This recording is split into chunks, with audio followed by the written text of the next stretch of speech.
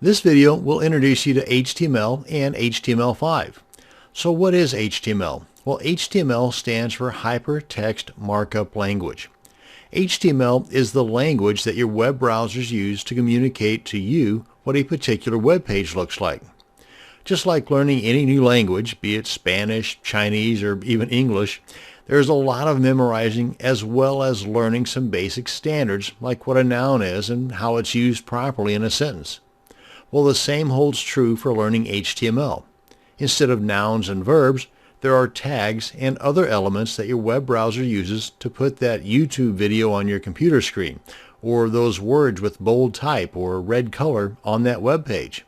All these cool things are because of a certain element or tag that makes up HTML coding. Now, there are loads of other languages like jQuery or JavaScript or PHP that also add a lot of additional cool features to your websites, but they all are laying on top of a foundation of HTML. So what is HTML5?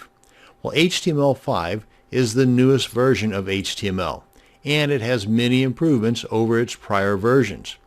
Many of the basics of HTML remain with HTML5, but there are a few differences between HTML5 and the older versions of HTML. Like, for example, the code is cleaner and, for the most part, easier for today's browsers to read and interpret.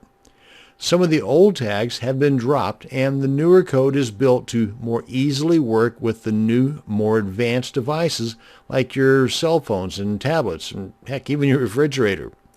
Now, a couple of the new tags in HTML5 are video and audio. Now, there's a bunch more tags as well, but these are two I'm just mentioning right now. One of the ways that I learned about the different HTML tags was simply looking at the code on other people's web pages. Anytime you want to see the tags or coding that makes a website do what it's doing in your browser, just use your computer mouse and right-click, then select View Page Source, and there you go. At first, it might look overwhelming like the first time you saw a foreign newspaper. You may recognize some things, but most looks like just a bunch of gibberish. The more you learn about HTML, the more you will begin to recognize what most of that gibberish is and what it does. Then you will be able to use those same tags and elements to craft your own web pages. Now, here are a few websites for you to bookmark to learn even more about what makes a website do what it does. Now, of course, there's plenty more besides just these, but these will get you started. This first one is called htmldog.com. There's loads of information here and tutorials on both HTML and CSS, and this is updated as the version of HTML is updated as well. So just because you don't see an HTML5 slapped all over the place does not mean this is old stuff.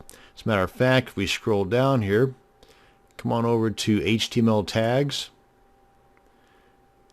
and come on down to the very bottom here, where it says bad tags.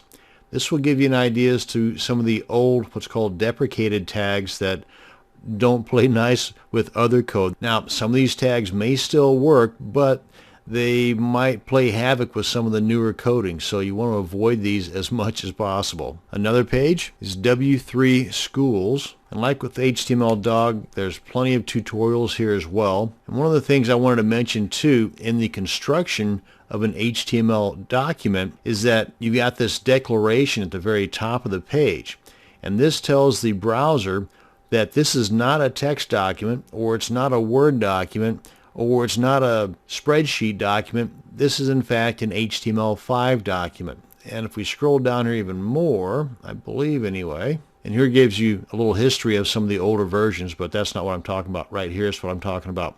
The common declarations for HTML5 is what I just showed you. For the prior version, HTML4, it's got this declaration right here. And this is what you're going to see in most web pages today. But that's that. So again, add this to your bookmarks. Another one, and I refer to these on several occasions whenever I'm trying to figure out what a particular element does or how I can get it to do what I want it to do on my website. But this is w3.org. And like with HTML Dog, there's nothing on here that's screaming HTML5, but it is up to date. As you can see right here, the declaration they're using here is for HTML5.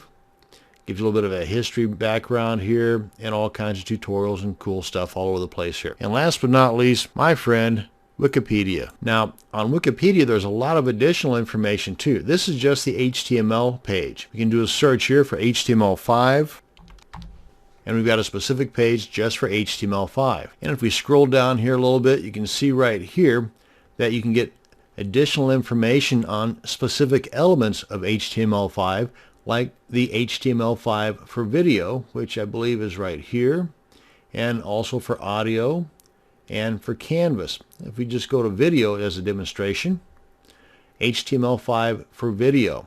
And this gives you a bit more information on some of the pros and cons of using HTML5 video tags right now in the current state of the browsers not agreeing with one another on a standard format.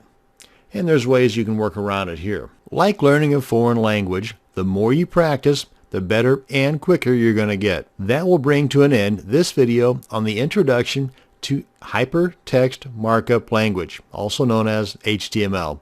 Thanks for watching, and you have a great day.